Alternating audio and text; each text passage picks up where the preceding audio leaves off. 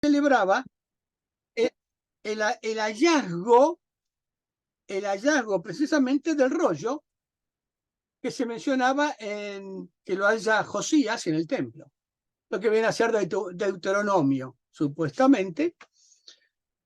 Y ese día era un día de tristeza y de gozo. Tristeza por el tiempo de ese rollo perdido ahí en el templo, pero alegría y gozo por el hallazgo y una nueva lectura de él. Y mientras estaba caminando y entrando por esa ciudad en ese día, percibo que alguien en la vereda de enfrente por donde yo voy pasando, parado cerca de la puerta de entrada, un hombre, un varón, con su camisa blanca, pantalón negro, me miraba. A lo que percibí la mirada, lo miré a él, y él parado en ese lugar, mueve su mano, simplemente así. A lo que yo, sorprendido, cruzo a la vereda de él, me voy acercando y trato de decirle en inglés que no hablo hebreo. Él me mira, no dice nada, estamos los dos frente a frente y vuelve a mover los dedos así, se da media vuelta y comienza a entrar en la entrada de su casa y yo lo sigo.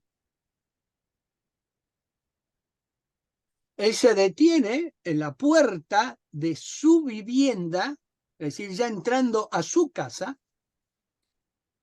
y yo mirándolo un poco a la expectativa, y prontamente me di cuenta de lo que pasaba. Entonces le digo también en un buen inglés, no hay problema, espera un momento, él no responde, miro hacia los costados y veo una caja de luz. Él me mira, yo lo miro la caja, me vuelve a mirar, abro la caja, miro el reloj y veo que la luz está cortada, la tecla apagada. Shabbat. Entonces lo miro y le digo, ¿sí? Con mis dos deditos levanto la tecla, giro la rueda del reloj a 1 minuto, él mirando la caja, yo también, la rueda, tic, tic, tic, tic, tic, se prendieron las luces de la casa. Lo miro, él me mira, yo me doy vuelta como para irme, y él entra en la casa y me hace, y yo entro, miro y nuevamente le digo, no hay problema, miro todo lo que hay, clic, clic, clic, clic, clic, clic, y prendí todo, todo. Las habitaciones, todo, pues me miraba. A lo que luego me dirijo a la puerta para salir, él detrás de mí, lo miro, me mira, salgo a la vereda, me despido, él así, y me voy caminando y digo, ¿qué estará pensando este señor judío? Y lo que estará pensando es que Hashem es bondadoso, misericordioso, porque le mandó en Shabbat a un goy que le prendiera todas las cosas de la casa.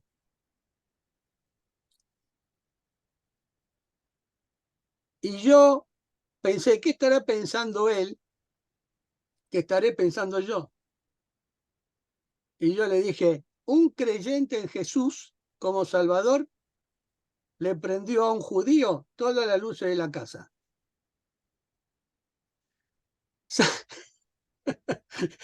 ¿Saben qué?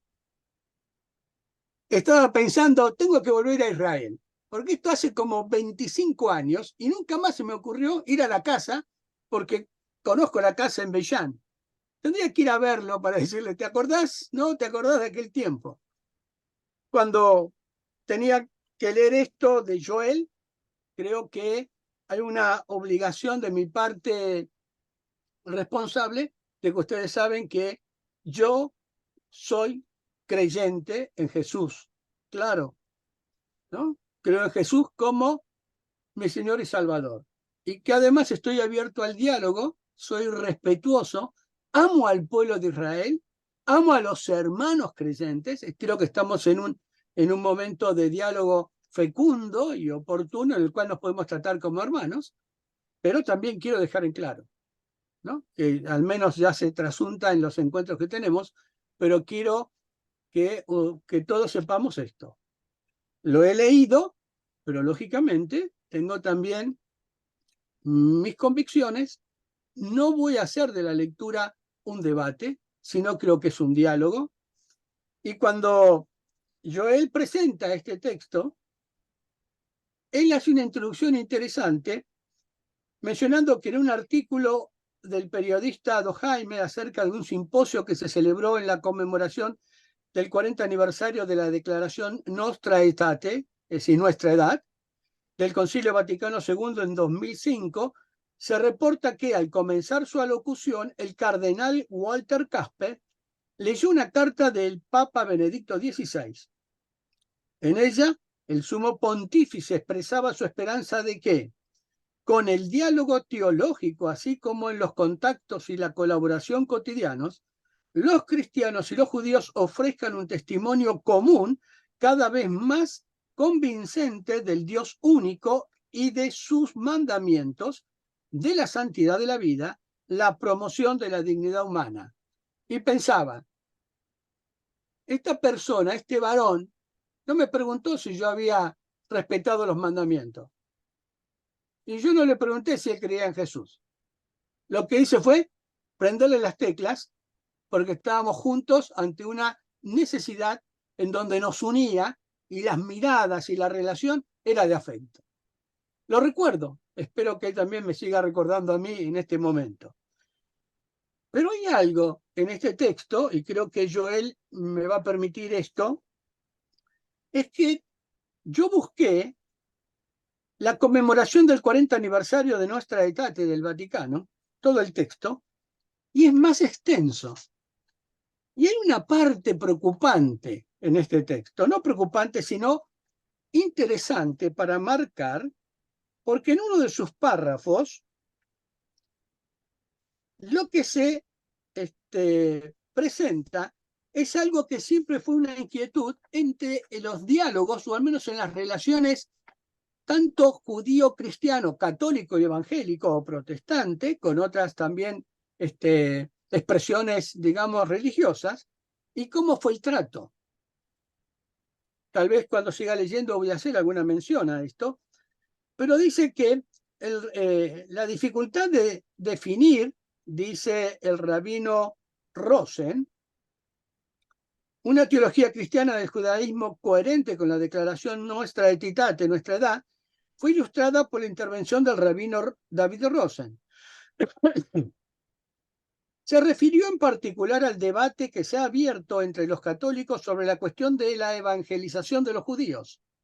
Recordó las palabras que pronunció el cardenal Kasper en Boston College en noviembre del 2002, en el sentido de que los judíos no tienen que convertirse al cristianismo para salvarse.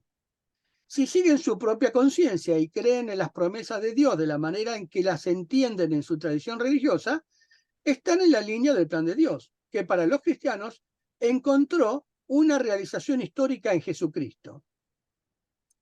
Y el texto sigue diciendo, la Iglesia ha renunciado a todos los fines prácticos al proselitismo con respecto a los judíos, pero Según el rabino Rosen, el Vaticano todavía no aclaró completamente su posición teológica en ese sentido.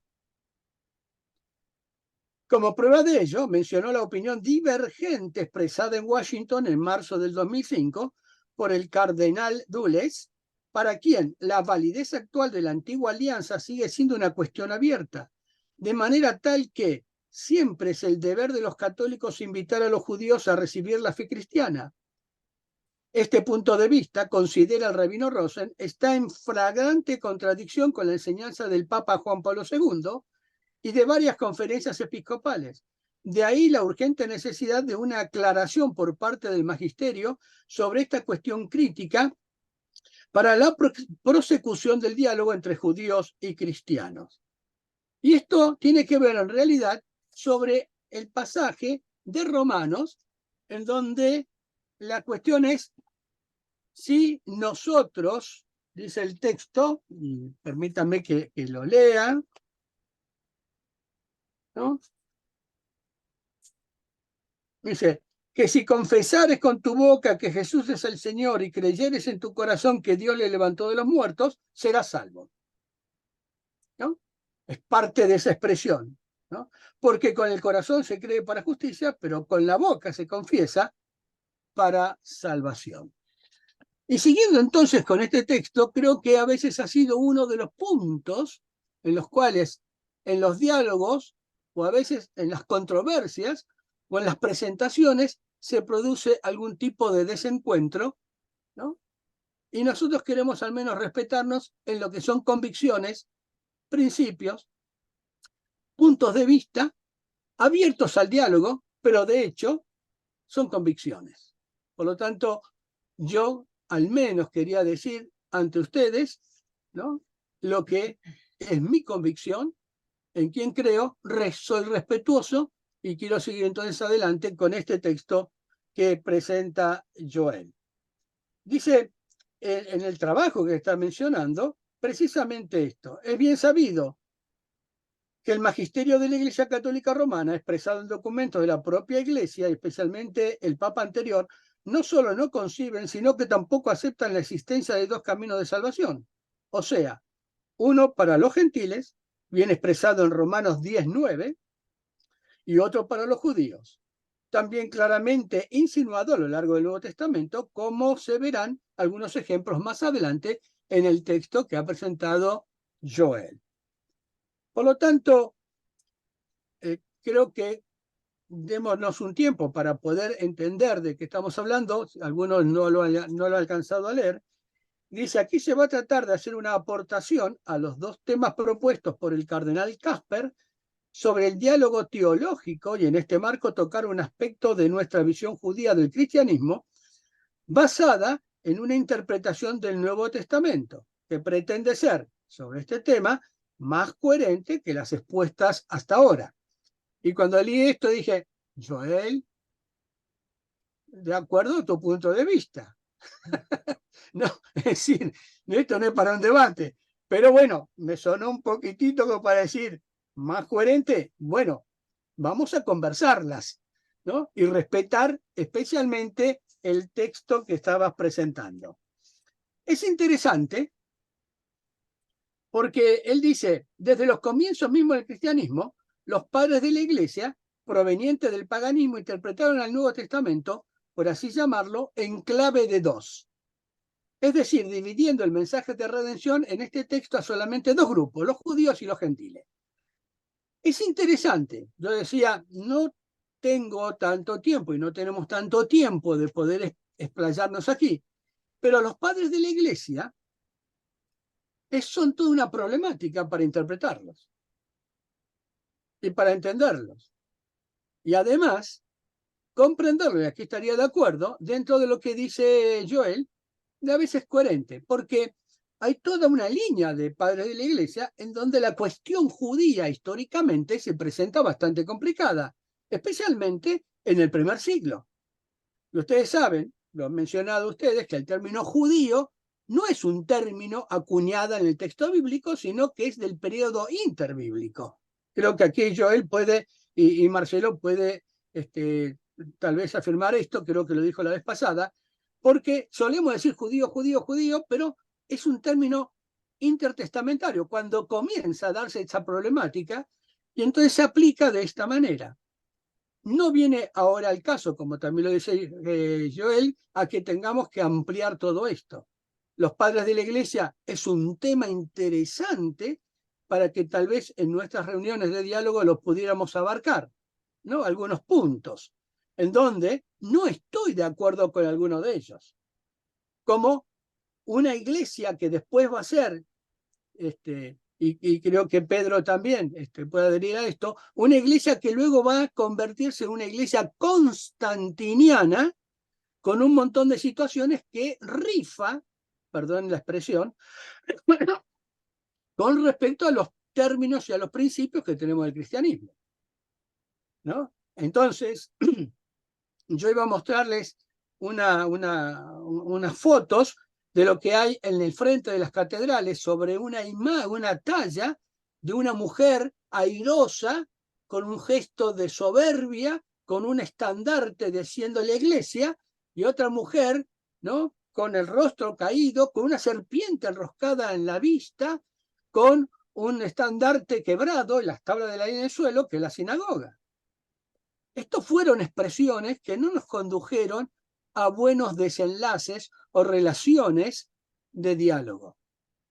Por lo tanto, una de estas cuestiones es la que yo quiero al menos entender con respecto a los padres de la iglesia. Es cierto, San Agustín menciona, ¿no?, los judíos son estas cosas, y yo puedo adherir a un montón de cosas de San Agustín y a otras decir, bueno, San Agustín, cuando estemos en el cielo, nos vamos a tomar unos mates y a decir, bueno, pasaste una vida interesante previa para después hacerte monje. Es decir, la viviste en primera y a nosotros nos estás pidiendo que seamos ascetas de entrada. Por lo tanto, no tengo ningún empacho en decirlo, ¿no? Esto lo tenemos que entender. Pero es interesante. Por eso, cuando menciona Joel, de esta manera la iglesia interpretó Mateo 15:24, como ya se vio en el trabajo anterior que presentó él, en donde Jesús responde ante la demanda de la mujer cananea que le sane la hija, ¿no?, y el diálogo con sus discípulos, dice, no he sido enviado sino a las ovejas perdidas de la casa de Israel. Y Joel menciona esto interesante, en donde creo que él tiene conocimiento de que también hay quienes abordan el tema de las dos casas, ¿no?, y de los dos reinos a favor, y otros discuten esto.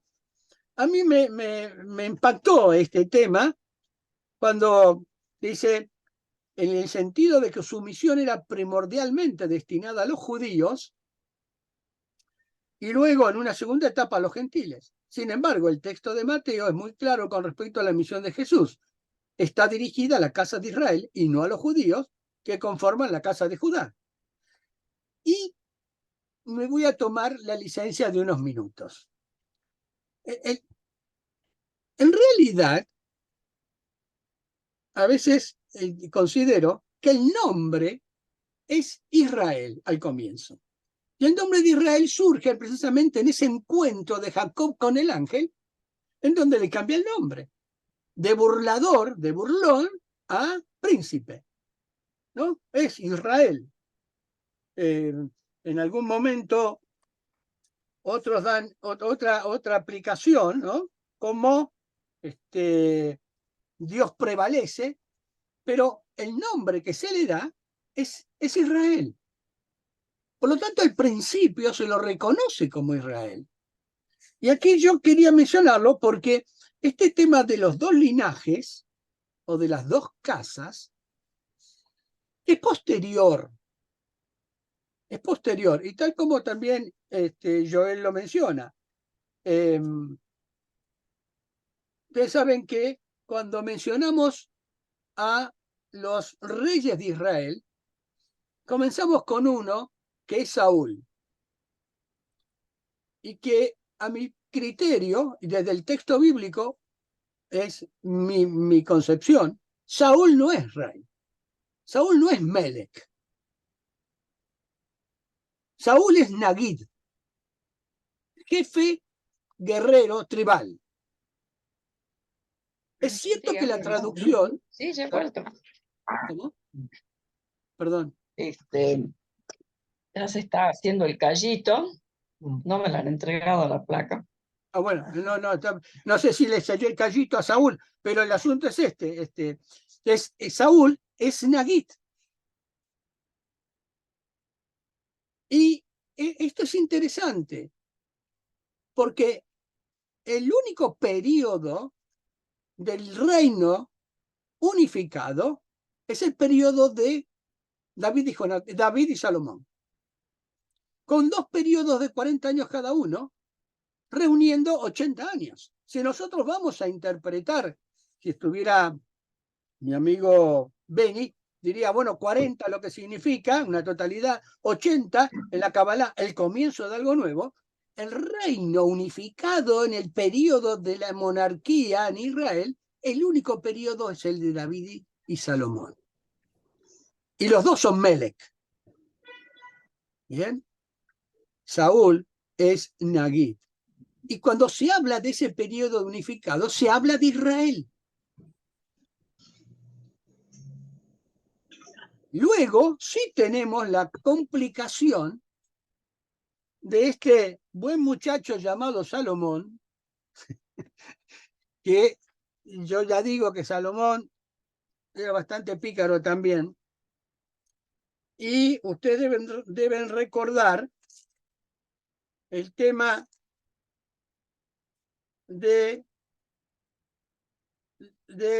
que perdió toda la sabiduría Salomón, ¿bien? Y Dios desecha esto y lo va a mantener, y se da la división, en donde el profeta con la capa divide 2 para un lado y 10, Roboán y Jeroboán. Ahí comienza la historia de las 2 casas. Ahí viene el tema claro. Allá en Reyes, en Primera de Reyes, capítulo 12, si no me equivoco,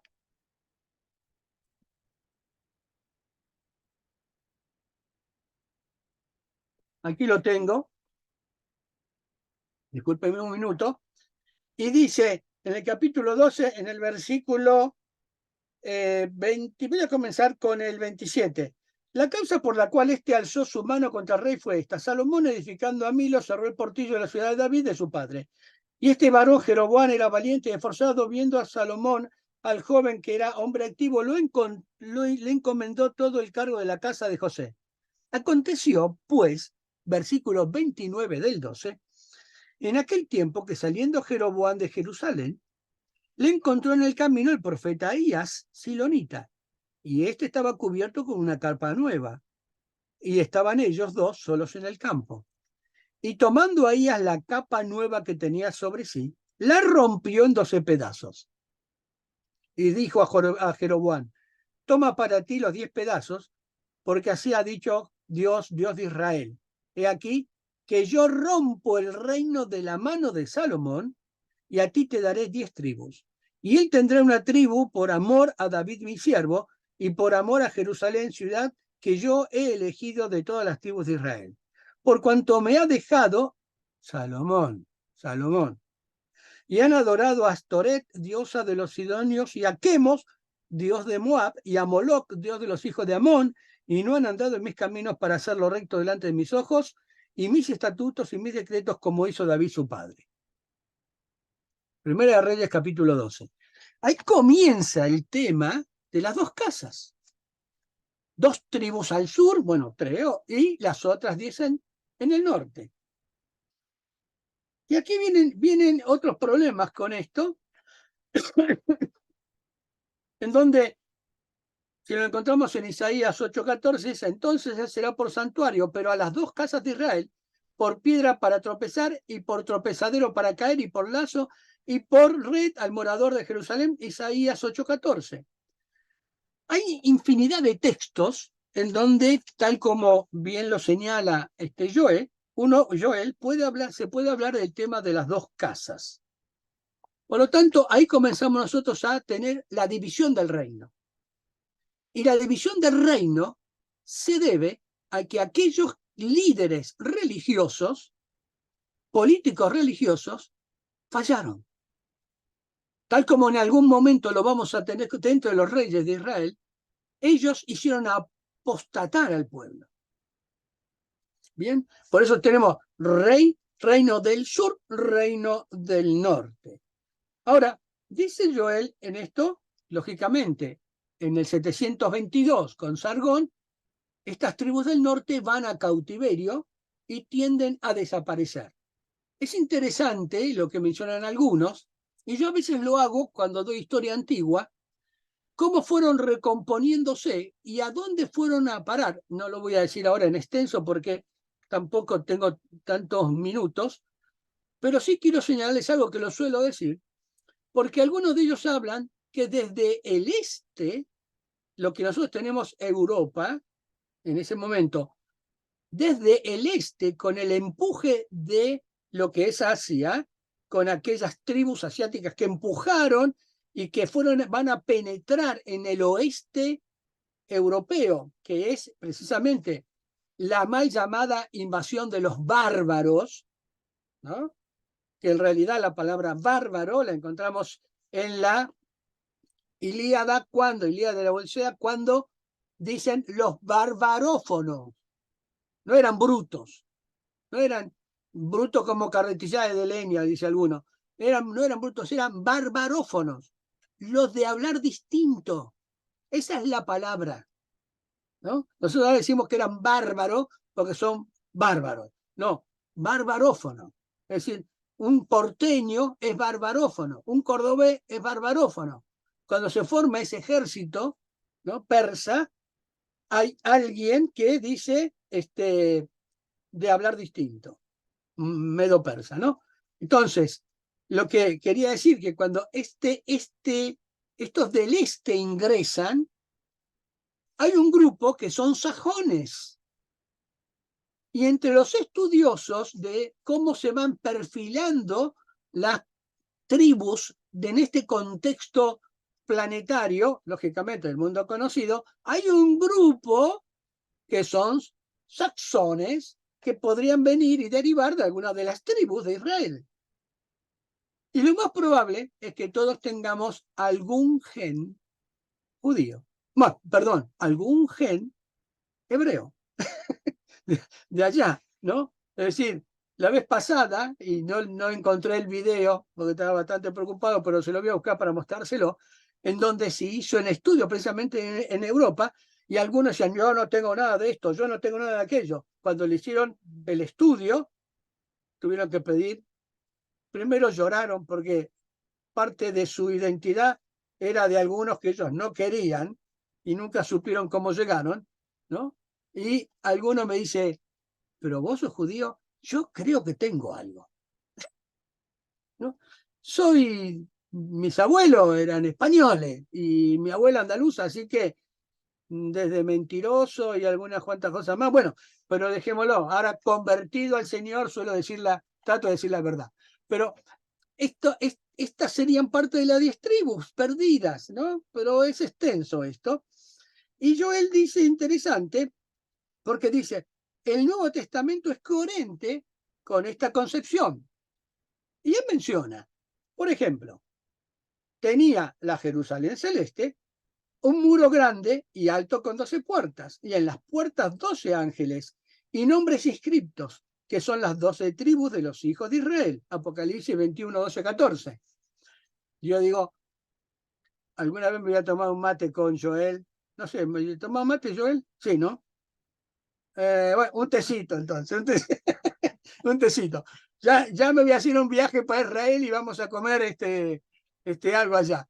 Es decir, es interesante la Nueva Jerusalén. No solamente tiene estas 12, sino que tiene, la Israel hay que leerlo, es un cuadrado perfecto. Búsquenlo en Apocalipsis. Perfecto. ¿Y saben lo que es un cuadrado perfecto? No es un gallego. Bueno, no lo graben esta. Es decir, un cuadrado perfecto es que su perímetro y su base son iguales. ¿Cuál es el número entonces? 4. Porque 4 por 4, 16. 4 más 4 más 4 más 4, 16. Y eso tiene que ver con las dimensiones de la vida. Latitud, longitud y altura iguales. Ese es el concepto de la Nueva Jerusalén. Y de la totalidad. Porque también aquí estaría el concepto de, dice, y oí el número de los sellados. 144.000 sellados de todas las tribus de los hijos de Israel. Y a veces, cuando los amigos tocan el timbre y son los testigos de Jehová y me dicen y me empiezan a hablar de los 144.000, antiguamente, ahora ya no, los saludo y todo, pero antes le decía, ya pueden empezar a descontar. ¿Qué cosa? Hay 139.999. Porque un sellado soy yo. ¡Ah! ¿No? A veces amenazan quemar la casa. Pero le digo, esto es de totalidad, porque 12 por 12, tal y tal y tal, estaría Benis de nuevo dándonos todos estos nombres, todos estos títulos. Muy bien, lo pone. Y otra cita hace Joel interesante. Santiago, siervo de Dios y del Señor Jesucristo, a las 12 tribus que están en la dispersión, salud. Santiago 1:1. Y una discusión actual es que en realidad yo adhiero que la primera carta o el primer documento escrito del Nuevo Testamento es el de Pablo de Primera Tesalonicenses. Algunos ahora están diciendo que es el de Santiago, más o menos en el 44. No estoy tan convencido y no adhiero a esto, pero sería interesante porque Santiago está escribiendo precisamente esto. Y cuando habla a las 12 tribus, es como que está uniendo la totalidad de las cosas. ¿Bien? Y dice a las tribus de la dispersión, porque inmediatamente tuvo que haber una dispersión. Pero si es en el 44, todavía el templo está levantado, que sería otro tema. Y la otra cita es, ni por ser descendientes de Abraham, son todos hijos, sino en Isaac te será llamada descendencia, sino los que son hijos según la promesa son contados como descendientes, Romanos 9:7. Como está escrito, a Jacob amé, mas a Esaú aborrecí, Malaquías 1:2-3 y Romanos 9:13. Es interesante la mención de Joel en esto, porque creo que podríamos estar bien si nosotros hiciéramos una exégesis de la carta que Pablo escribe a los romanos en el capítulo 9, 10 y 11. ¿Bien? Como la secuencia que precisamente tiene que ver con esta situación de Israel, Judá, pueblo de Dios, gentiles, y cómo Pablo está diciendo, yo tengo angustia porque soy judío por mis hermanos judíos. Y creo que la vez pasada Marcelo comentó muy bien, es que en los primeros tiempos la iglesia o la eclesía o los grupos cristianos, y hay muchos cristianismos en el primer siglo, ¿no? Que tendríamos que entenderlo cada uno de ellos y a veces los generalizamos, está conformado por judíos creyentes o que creían en Jesús y gentiles, especialmente griegos y latinos o romanos, que iban conformándose en un corpus o una eclesia complicada, tal como es el caso de Corintio. Por lo tanto, a mí me gustaría analizar este tema y Romanos, cuando Pablo dice claramente, es esto. Si yo hice pública mi fe y mi convicción en Jesús, adhiero a lo que él dice en un momento. Y es interesante porque Joel sigue hablando de esto y creo que es interesante comprenderlo porque Dios ama a Israel. Y yo quiero entender que cuando ama a Israel, no solamente ama a las 10 tribus perdidas, sino ama a Israel como nación completa. y lo ama así, de tal manera que estaba, discúlpenme, voy a agarrar mi Biblia nuevamente, estaba mirando, estaba releyendo y haciendo mi exégesis de Romanos, cuando en el versículo 11 dice, vendrá de Sión el libertador, que apartará de Jacob la impiedad, y este será mi pacto con ellos, cuando yo quite sus pecados. Así que en cuanto al Evangelio, son enemigos por causa de vosotros, palabra fuerte. Pero en cuanto a la elección, son amados por causa de los padres. Israel es amado por toda la causa de los padres. Es decir, Dios tiene presente esto, que lo reitera en el Salmo 89. Que a veces nosotros metemos a Cristo en el Salmo 89 y no es Cristo, es David. Porque David viene del linaje de Judá. Pero el 29 me resulta interesante, porque releyéndolo y buscando las palabras, tal vez la traducción que tengo en la Reina Valera no me satisface demasiado. Porque dice, porque irrevocables son los dones y el llamamiento de Dios. ¿Y saben qué? A veces los evangélicos me han metido la pata en esto. Porque nos olvidamos del contexto y cuando decimos irrevocables, decimos los dones irrevocables, la palabra tiene que ver más con como que no hay por qué arrepentirse. Y ya Dios no se arrepiente. Ustedes vienen en el Antiguo Testamento que Dios no se arrepiente, porque si Dios se arrepintiera, tenemos un problema. Es como que suspira fuerte. Dios no va a cambiar con lo que le dio de elección al pueblo de Israel. Y cuando habla de los dones, no está hablando de los dones del Espíritu, está hablando de dádivas, que es la misma palabra. Por lo tanto, a veces creo que cuando nosotros leemos el texto y lo leemos de esta manera, lo digo honestamente, y bueno, con todos los hermanos míos que tengo aquí conocido esto, solemos equivocarnos y vamos a tener que ponernos a estudiar un poco más. Lo que está diciendo es que Dios no tiene por qué complicarse la vida con ellos porque los ama y porque son el pueblo elegido y porque además le sigue dando todas las dádivas que hay que darle al pueblo de Israel. Y cuando hablo del pueblo de Israel, no lo divido. Acepto que hay dos casas, pero también acepto que está hablando del pueblo de Israel. Y algunos también, incluyendo a los gentiles, pero Pablo ya habla de los gentiles también. Es decir, entendemos como Pablo está presentando el 9 y el 10 y el 11, que seguro, con todo respeto, que desde lo que Joel puede estar también interpretando, tenemos algún punto de, no desencuentro, sino de interpretación dentro de lo que estamos presentando. Pero dice eso, para mí, pues vosotros también en otros tiempos erais desobedientes a Dios, pero ahora habéis alcanzado misericordia por la desobediencia de ellos. Así que también estos ahora han sido desobedientes para que por la misericordia concedida a vosotros, ellos también alcancen misericordia, porque Dios sujetó a todos en desobediencia para tener misericordia de todos.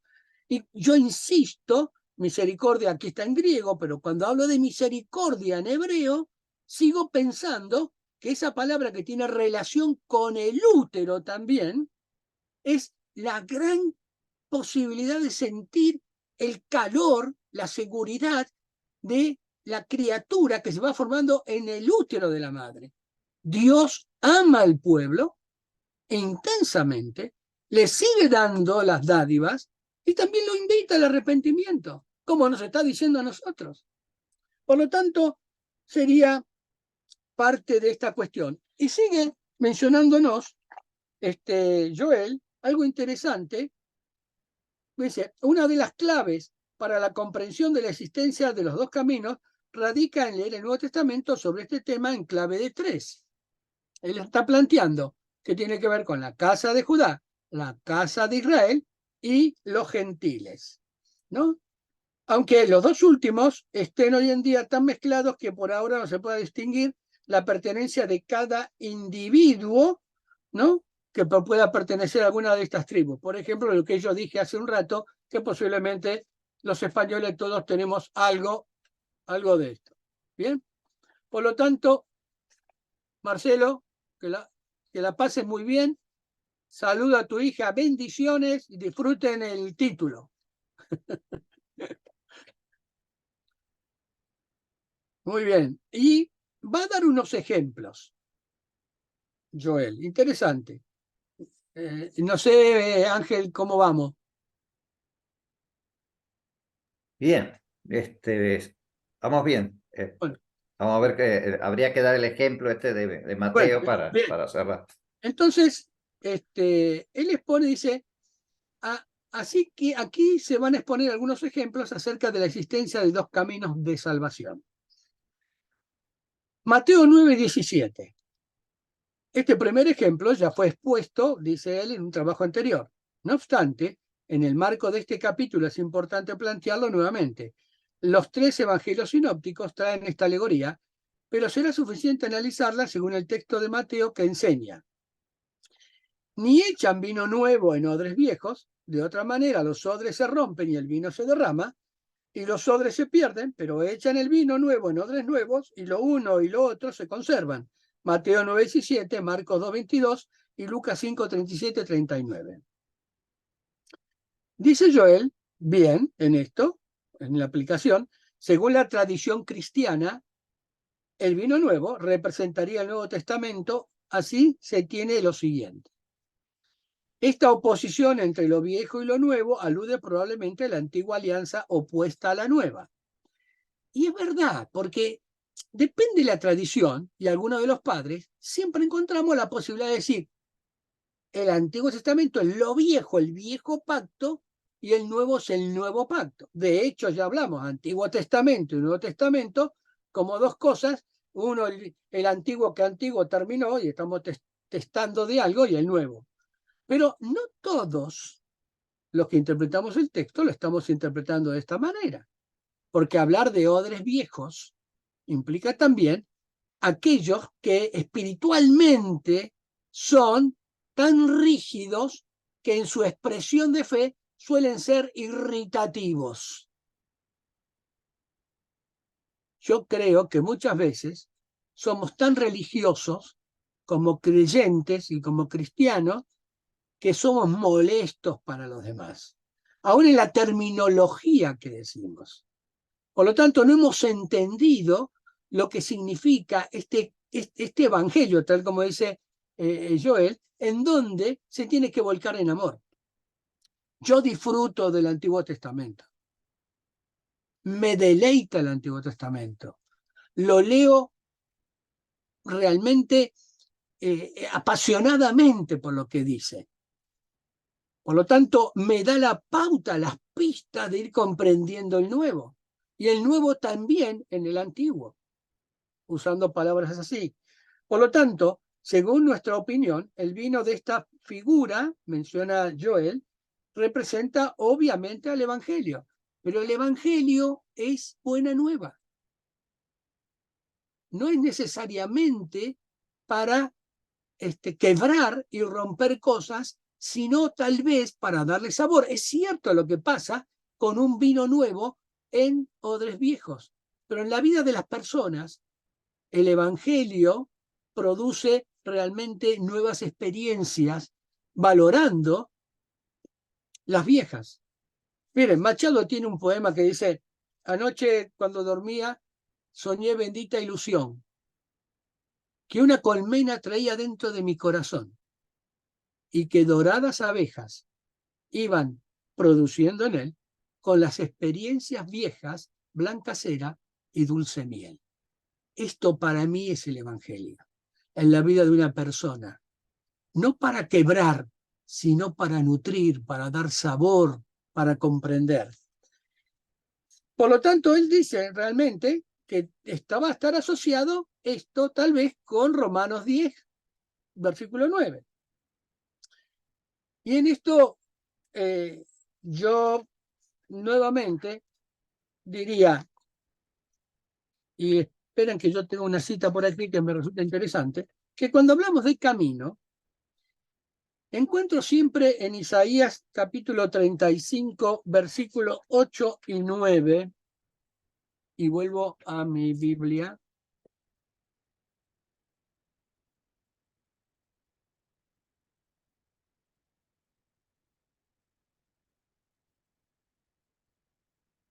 Cuando está hablando del futuro glorioso de Sion, título que le ponen los que hicieron este texto, pero no está en el original, porque ustedes saben que se escribe todo de corrido, tal y tal, y todos lo sabemos, ¿no? Y Viviana de esto sabe un montón y ya nos ilustró muchas veces. El versículo 8 dice: y habrá allí calzada y camino, y será llamado camino de santidad. No pasará inmundo por él, sino que él mismo estará con ellos. El que anduviere en este camino, por torpe que sea, no se extraviará. Y dice: no habrá allí león, ni fiera subirá por él, ni allí se hallará, para que caminen los redimidos.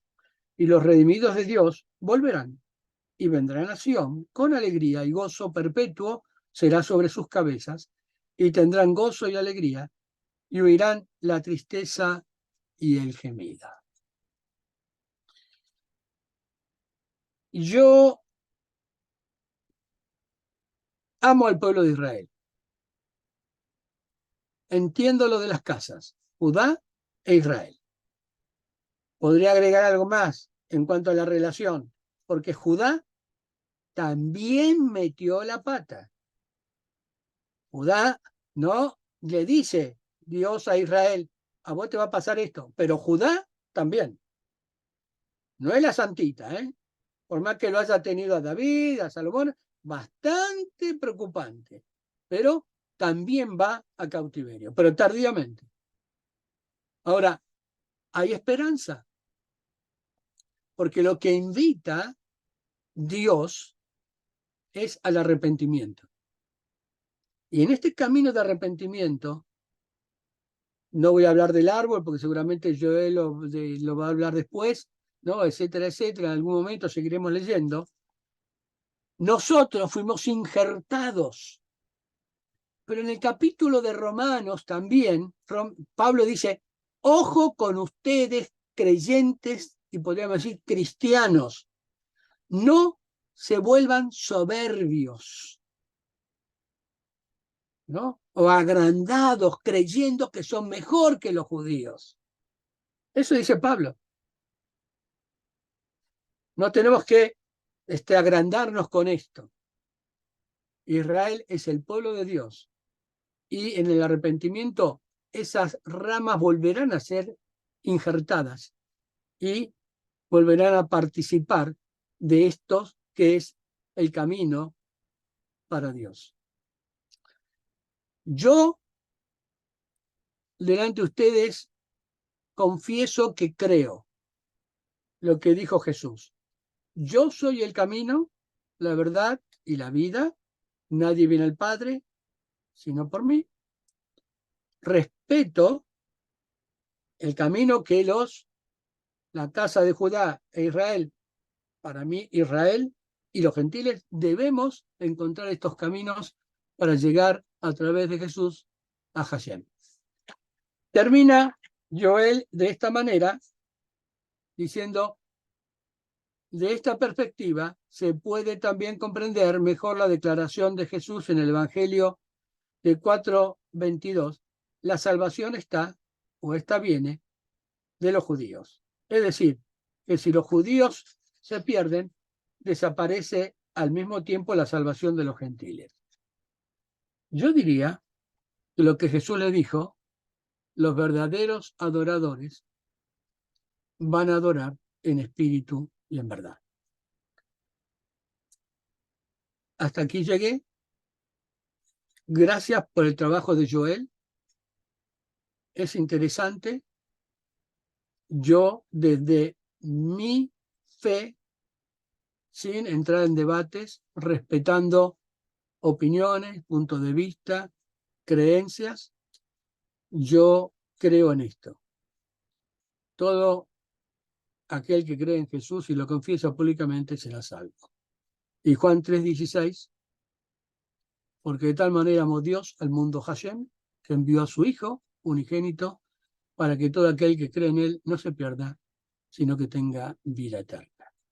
Frente a él no hay ni griego ni judío, ni pobre ni rico, ¿no? Ni siervo ni esclavo, ni bárbaro ni escita. Dios quiera que todos encontremos este sendero para que nuestra vida, cuerpo, mente y espíritu tenga relación con el Creador.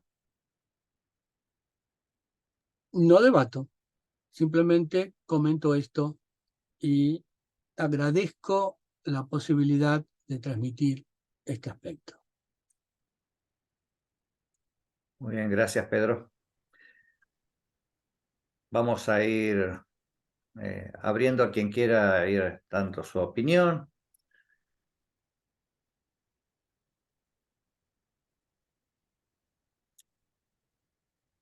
¿Qué les ha parecido? Quizá algunos lo escucharon por primera vez, otros ya lo venimos escuchando desde bastante tiempo a este tema. Así que si hay alguna pregunta, algún comentario.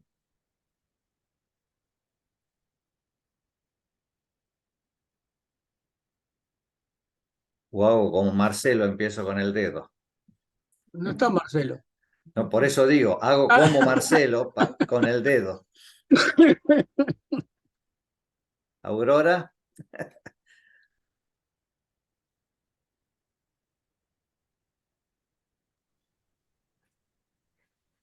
Gracias, Pedro.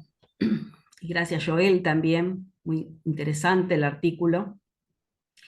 Bueno, nosotros como cristianos, obviamente, como decía Pedro, tenemos nuestras convicciones, respetamos también, y siempre me gusta el análisis, lo leí así, lo leí rápido por falta de tiempo también, pero merece el análisis profundo del que nos trajo Pedro. Y bueno, yo concuerdo también, ¿no?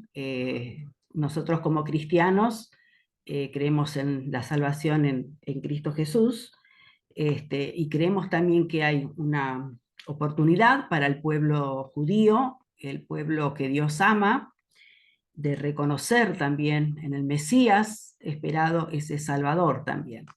Entonces, adhiero a lo que comentó Pedro, es lo que estudiamos también, es lo que nos hemos estudiado en el seminario, lo que nos han enseñado, y aparte también lo que hemos podido cada uno de nosotros analizar, escudriñar y comparar, pero bueno, respetando también las opiniones de todos y vuelvo a repetir, merece también el análisis profundo también y escuchar también las otras voces, ¿no? Así que gracias. Gracias, Aurora. Aprovechando que estás Viviana Hack, digo Hack porque hay dos Vivianas, por eso. Presente hoy, que has podido darte tu tiempo, me gustaría que pudieras también dar tu opinión. Bueno, yo ya dije, empecé a leer el libro de Joel, lo tengo acá. No, me quedé pensando lo de los dos caminos y en algo que dijo el rabino Bergman cuando vino a Santa Fe, que él dijo que esperamos, ellos, o sea, el pueblo judío espera el Mesías, el pueblo cristiano cree en el Mesías que ya vino. Entonces, ahí veo como una unificación, ¿no?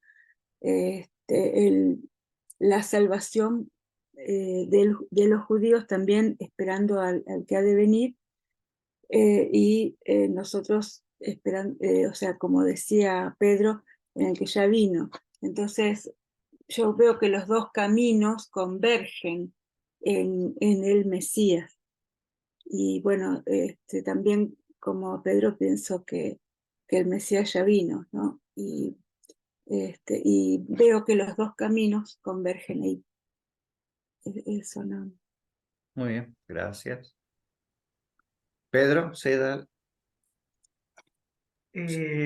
Bueno, también como los dos hermanos primeros que hablaron, Pedro y Aurora, he escuchado estos temas, he tenido el texto y he dado una leída por los años 2007, 2008, compartiendo mi amistad con Joel y, y al mismo tiempo dejé resonar en mi corazón estos textos que él trata de desarrollar y compaginar en sus escritos, como algo que latía en mí. No me metí ni con una curiosidad teológica ni para hacer algo sistemático, sino abrirme a que el Espíritu pueda guiarme por donde mejor. No es mi fuerte el estudio, eh, sino al revés, todo lo que significa gesto y la caridad concreta, ¿no? Lo concreto. Yo veo tanto en mi iglesia, en mi historia personal, como en el mundo, en la historia a nivel mundial, eh, que hay algo que me llama la atención. Cada uno interpreta y entiende como puede un mensaje, un diálogo, el valor de los conceptos. Y veo que la palabra de Dios también cae en la misma bolsa, ¿no? Decía Pedro que el Nuevo Testamento es una buena noticia. Y la buena noticia es que tenemos un Mesías que vino a dar un mensaje. Y el mensaje es que tenemos un Padre que nos ama, un Padre que es amor. Y si este mensaje nos ponemos a ver quién lo dijo, cómo lo dijo, dónde lo dijo y todo eso, entramos a dividir todo y ya empezamos a hacer una guerra de conceptos, de palabras, de pueblos, de cultura y a dividir todo. Cuando estudié Sagrada Escritura también pude percibir lo mismo y creo que en ese entonces también nos conocimos con Joel. Veía cómo la Sagrada Escritura va uniendo todo el Antiguo Testamento hasta David, y en David se abre en unidad hacia todos los pueblos de la tierra. Y también en el mismo Jesús siempre está el tema de la manifestación hacia los gentiles. Y esa frase continua de que vino a reunir a las ovejas dispersas del pueblo de Israel y vino para el pueblo de Israel, que me han ido hincando y abriendo la mente al mismo tiempo en que Jesús no es sectario, Jesús no vino para un grupito, si bien los que estuvieron predispuestos a recibirlo fueron más los anahuim, los pobres de Yahvé, vinieron incluso ellos. Uno de los anahuim que nosotros reconocemos en la iglesia es el anciano Simeón y la profetisa Ana, que están en el templo, y ellos también lo anuncian como luz de las naciones. Entonces, no es para reafirmar la persona de Jesús en sí, sino como el mensaje del Padre Dios para todos sus hijos, para todos por igual. Es bello cuando se toma el texto de los ángeles en el pesebre donde nace Jesús, dice, gloria a Dios en el cielo y en la tierra paz a los hombres de buena voluntad. No dice ni los bautizados católicos, ni los cristianos convertidos, ni los judíos circuncidados. No, dice los hombres de buena voluntad, ¿no? Entonces, siempre, y siguiendo un poco como vocación la fraternidad universal con todo hombre y con toda mujer que haya en este mundo, es mi llamado y mi vocación personal, también a nivel de la fe y del espíritu, tengo esa concepción de apertura, que Dios abre, que Dios une, no divide, no separa, no clasifica, ¿no? Es un padre, que es un término tan que nos une a todos realmente. Un padre y con un solo lenguaje, el del amor. Que un poco una de las primeras conversaciones que teníamos con Raúl me decía, a mí lo que me atrae, me llama la atención de los cristianos y de los católicos es el tema de resaltar y resumir los mandamientos en uno. Amarás a Dios y a tu prójimo como a ti mismo. Entonces, creo que me hace bien escucharlos a ustedes.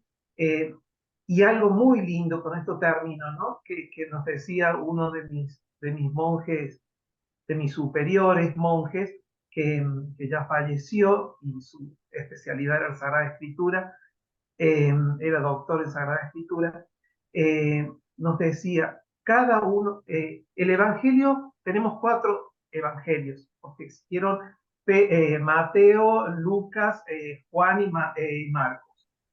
Son 4 personas. Ellos cuentan la vida de Jesús desde su relación con Jesús, desde su relación con Dios a través de Jesús. Es decir, el Evangelio es buena nueva para cada uno de estos 4 hombres, pero cada uno de nosotros tiene su buena nueva escrita en su vida. Cada uno de nosotros tiene un Evangelio hecho con el Padre Dios que se le va revelando de una determinada manera que es irrepetible para el otro, ¿no? Entonces, también resaltaba cuando hablaba Pedro de las divisiones que hay, ¿no? Y de lo que pasó la Iglesia Católica, en especial por el tema de la historia con los emperadores o no, con el poder, desgraciadamente. También veo que los 4 evangelistas eran judíos o eran israelitas que respondían a un Sirsinleben, a una circunstancia y a una situación concreta de la historia. Entonces, Mateo tiene como ideal defender a los 12 apóstoles y la autoridad de ellos. Entonces, tiene una línea, su pensamiento, un método que es particular, que no es de Marcos, que es más ingenuo, o Lucas, que es el de la humildad y el de la mujer, el de los pobres y de los pequeños. Entonces digo, así como cada evangelista tiene sus líneas bajo la inspiración del Espíritu, escribió ese evangelio, nosotros también estamos llamados bajo la guía del Espíritu a tener nuestro evangelio personal y particularísimo, ¿no? Muy gracias, Pedro. Quería escuchar, enseguida, Joel, me gustaría ir escuchando las voces. Si Viviana, ¿estás escuchando, Viviana Crivelli? Sí, estoy escuchando. Que al hacer escuchar una voz de alguien que ya viene también un tiempo escuchando esto, me gustaría tu opinión, Viviana, gracias.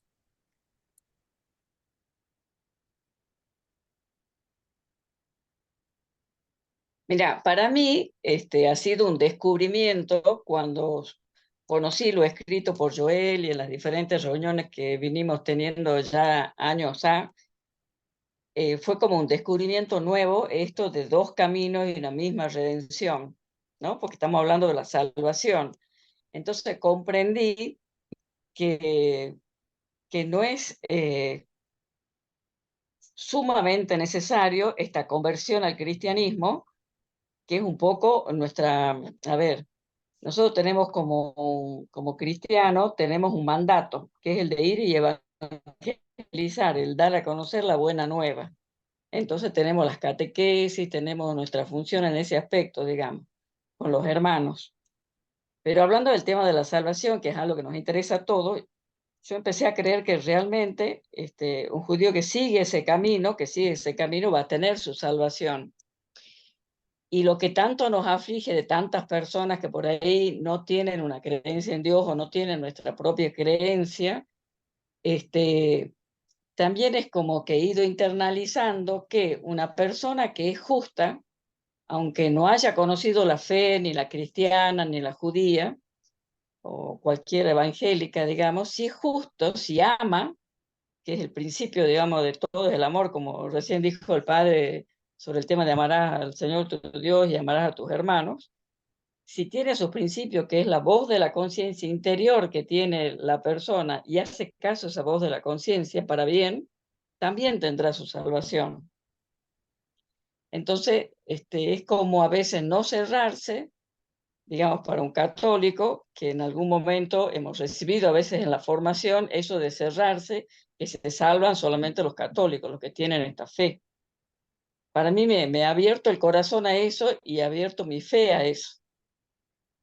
Por eso ha sido muy importante conocer lo que en su momento escribió Joel y cómo él lo sabe explicar muy bien. Pero bueno, siento que tenemos que estar abiertos a saber que la salvación la puede tener cualquiera que vive el amor, que trabaja por amor, que tiene su familia con amor, que tiene... yo creo que nos tenemos que abrir a eso un poco, porque si no uno siente como... nos entra un poco la soberbia, que solo nosotros podemos salvarnos, o sentimos la impotencia de que, bueno, de que la fe no ha alcanzado muchos hermanos. No sé, un poco eso es la reflexión que me fui haciendo con todo esto. Muchas gracias, Vivian. Sí, Joel, ahora sí ya quería escuchar un poquito más. Bueno, ante todo, muchas gracias, Pedro Barreiro y Pedro Arias, y bueno, también a vos, Viviana. Eh, Así que voy a referirme un poco a tu conferencia, Pedro, con algunas cuestiones de que Jesús hace la diferencia. Fíjense, ya 20 veces dijo, las ovejas son todas para salvación, los cabritos son todos para el infierno. Y Jesús dice, ustedes no son de mis ovejas, no oyen mi voz porque no son de mis ovejas. Es decir, que no todas las ovejas son del rebaño de Jesús. Jesús tiene dos grupos. La casa de Israel, no he sido enviado sino a buscar a la oveja perdida de la casa de Israel, y los gentiles. Tengo otras ovejas que no son de este rebaño, que también debo traer. Eso lo insisto constantemente porque creo que no está bien internalizado. Porque tenemos enseñanzas desde chiquito y cuesta un poco dialogar sobre este tema. Ojo, no digo que esa es la verdad. Eso es la verdad para mí, pero no quiere decir que lo propongo para dialogar, para que esté rebatido y bueno, y ver cómo se avanza con ese tema. Lo que yo proponía, es decir, era que hay que leer el Nuevo Testamento en clave de 3 y no de 2.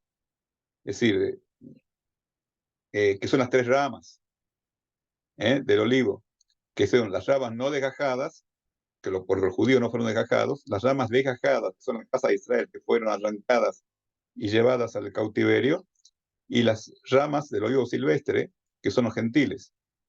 O sea, esas 3 ramas van a formar parte del mismo olivo. Se van a injertar. Si leen bien la parábola, van a ver que y ese es el trabajo.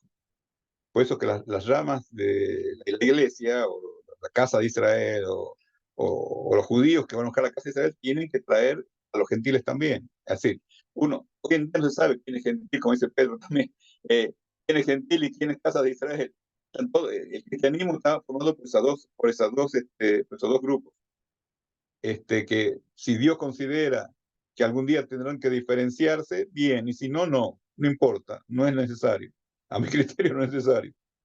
Que se autodefinan como Israel es suficiente.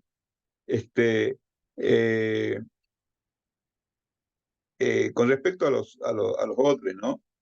En inglés la traducción de odres es skins, son los cueros, no son odres de madera, sino que son los cueros donde se pone el vino. Y eso eso se puede romper con mucha facilidad si es viejo y mal mantenido. Eh, Jesús dice, y eso es importante tenerlo en cuenta, yo soy la verdad, el camino y la vida. Nadie viene al Padre sino por mí. Nadie viene al Padre sino por mí. pero hay que tener en cuenta, excepto los que están siempre con el Padre. Es decir, nadie de afuera viene al Padre sino a través de Jesús. Pero los que están siempre con el Padre no necesitan de Jesús. El ejemplo está en la parábola del hijo pródigo. Hijo, el mayor, que la iglesia lo identifica con los judíos, el que dice el padre, hijo, tú siempre estás conmigo y todo mío es tuyo. Tu hermano que ha pecado, que ha venido, vuelve, hay que traerlo de vuelta. Y esa es la casa de Israel. Y los gentiles que vienen con la casa de Israel. Es decir, no, por eso hay que buscar una coherencia. Las Sagradas Escrituras no pueden ser contradictorias. Todo tiene que estar explicado dentro de un modelo de coherencia. El Antiguo y el Nuevo Testamento, por supuesto. Y tenemos que trabajar en eso, buscando la coherencia, ¿no? Por supuesto, Jesús es luz para las naciones. Eso, como decía vos, Pedro. O no sé cuál de los dos. Por supuesto. En eso no hay discusión. Bueno, no sé con qué algún judío se puede oponer, pero lo que conocemos en el Nuevo Testamento o comprendemos este modelo, no hay ningún problema para un judío que sea luz para las naciones. Porque los judíos también están, de alguna manera, Jesús como judío también están iluminando con la idea monoteísta. Y estamos viéndolo hoy en día ya no es cuestión de creer, sino también de empezar a ver lo que está pasando acá. Ya hay una parte que está volviendo a la tierra, porque Dios prometió una tierra a todo el pueblo de Israel, es decir, a las 12 tribus. Y hay una parte, casa de Judá, que está volviendo ya. Ahora tiene que venir a otra parte, ojo, y hay que empezar a pensar en esa dirección. Y nadie piensa en esa dirección. Hay que empezar a pensar de que la tierra está para las 12 tribus, y no para los judíos únicamente. Que los judíos son una vanguardia. En el desierto la casa de Judá iba adelante, pero no quiere decir de que va sola o se queda sola.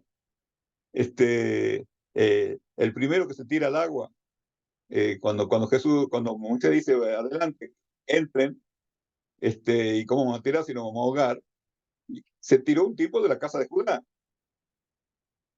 y se abrió el mar. Está bien, es una vanguardia, pero nada más. Y los judíos tampoco como vanguardia se salvan si no se salva el resto. O nos salvamos todos o no se salva nadie. Y en eso tenemos que trabajar y tener conciencia de eso. Por eso que no es una cuestión intelectual, sino una cuestión de comprender eso y actuar. Difundir, hablar, no sé, es una obligación de trabajar en ese sentido.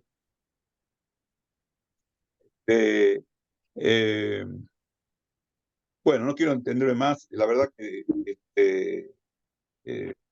da para muchísimo todo lo que dijiste, Pedro. Es inmenso el tema, acá tengo muchas anotaciones, pero no tiene sentido que traiga ahora de vuelta a todo esto, ¿no?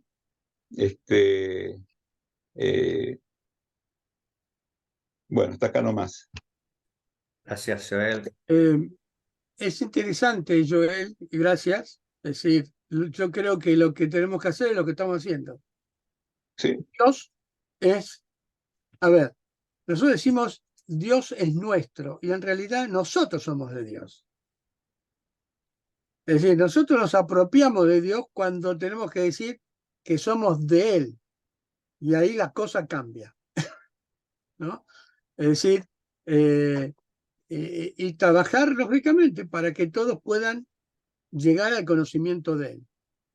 Sí es. Es interesante cuando mencionaste la del hijo pródigo, porque los evangélicos solemos usar la del hijo pródigo, no necesariamente diciendo que el hijo que quedó en la casa es judío, sino el hijo que quedó en la casa es el creyente que no quiere al otro que no es creyente. Es decir, en cuanto a la interpretación de la palabra, también tenemos estas concepciones con respecto a él. Ahora, algo que tiene el hijo pródigo es que estaba hambriado. Hashem permita que haya personas que sientan hambre del conocimiento de Dios. Y que eso los lleve a encontrarse con Él, arreglar las cuentas con Él, uno decimos arrepentimiento, y encontrar en Él esa respuesta que están necesitando. Yo creo que podemos caminar juntos. Aún Pablo lo dice. ¿Y cómo van a salvarse aquellos que nunca escucharon de Jesús? Lo dice Pablo, van a ser salvados de acuerdo al orden natural. Pero cuando estamos escuchando el texto, tanto el antiguo como el nuevo, o la Torá, ¿no? Y los profetas y los sapiensales, con los textos del nuevo, bueno, encontramos una respuesta a nuestra vida de Dios y estos caminos que nos permitan llegar a Él. Creo que es para compartirlo, para respetarnos en esto, y el amor. Una de las cosas que Fundamental. Dios hizo es esto. Y nos ama. Y yo creo que Pablo logró una buena frase en Romanos. Dios ama a su pueblo y no tiene por qué dar razones, lo ama. ¿No? Y a veces es increíble cuando nosotros decimos, pero ¿por qué nos ama? Nos ama. Y nos ama tanto que quiere que nosotros podamos tener relación con Él.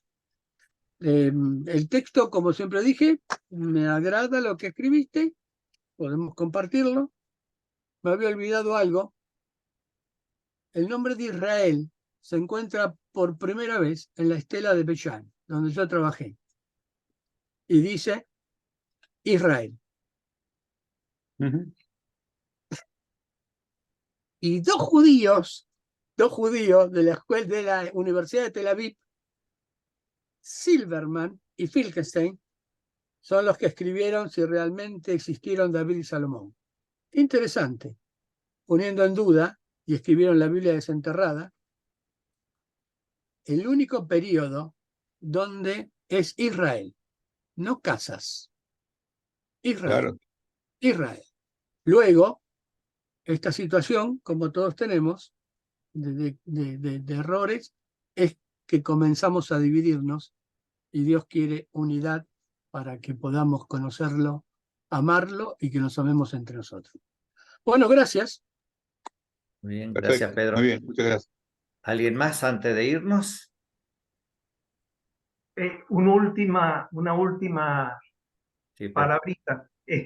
Hace aproximadamente 2 semanas, Papa Francisco nos viene pidiendo, insistiendo, llamando a todas las religiones que nos unamos en oración. Bueno, ustedes bien habrán oído por el tema sobre todo de guerra, pero la situación climática del mundo, ¿no? Que todas las religiones hagamos un común acuerdo para defender y cuidar nuestro planeta, nuestra casa común. Así que eso quería rescatar el domingo, me estuve acordando también de ustedes por eso, ¿no? Por el llamado de Papa Francisco. Muchas gracias. Viviana, aprovechando que estás todavía, Viviana Hack, que es muy raro encontrarte, ¿puedes tener una oración final para retirar? Ángel, Sí, dijo Pedro recién,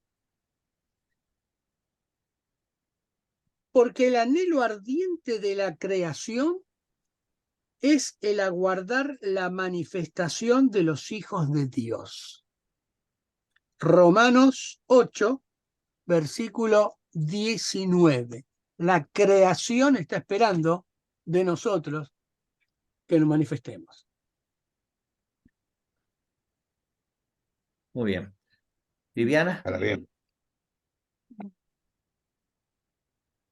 Padre Celestial, te damos gracias por este tiempo que nos permites compartir y que nos permites aprender y escuchar también cada uno acerca de ti, y queremos acercarnos a ti.